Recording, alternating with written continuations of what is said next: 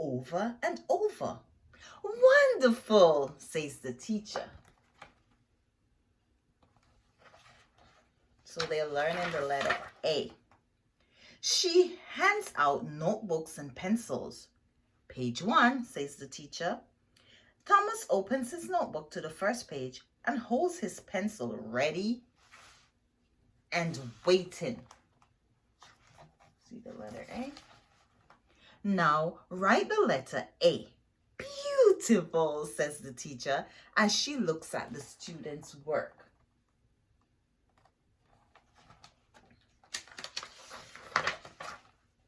Every day, Thomas learns something new.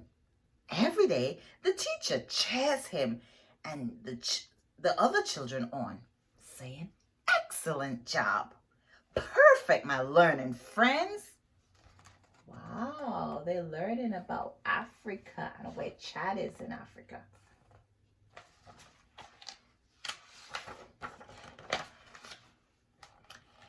The 9 months of the school year fly by.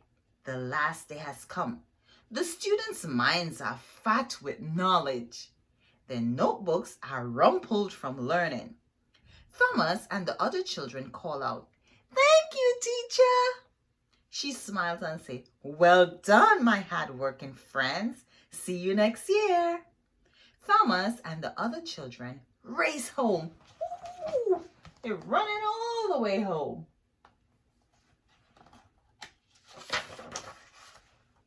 The school is empty, and just in time, the big rains have started.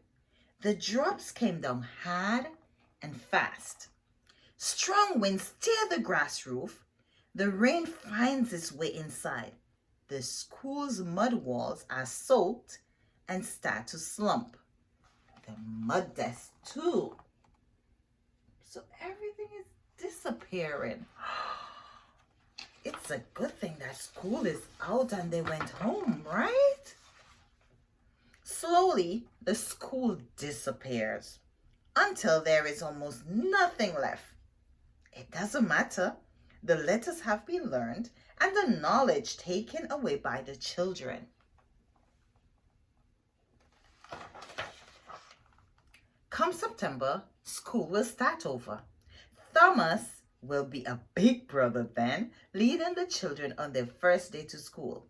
They will all stand in front of their smiling teachers, ready to build their school again. So Thomas will be a much bigger boy by then, a big brother.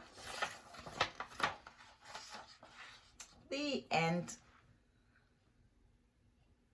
Okay, so this is where Chad is in Africa. So that's the continent of Africa.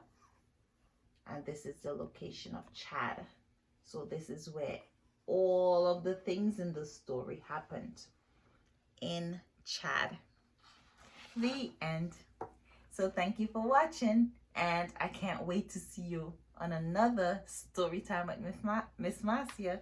Take care now. Bye.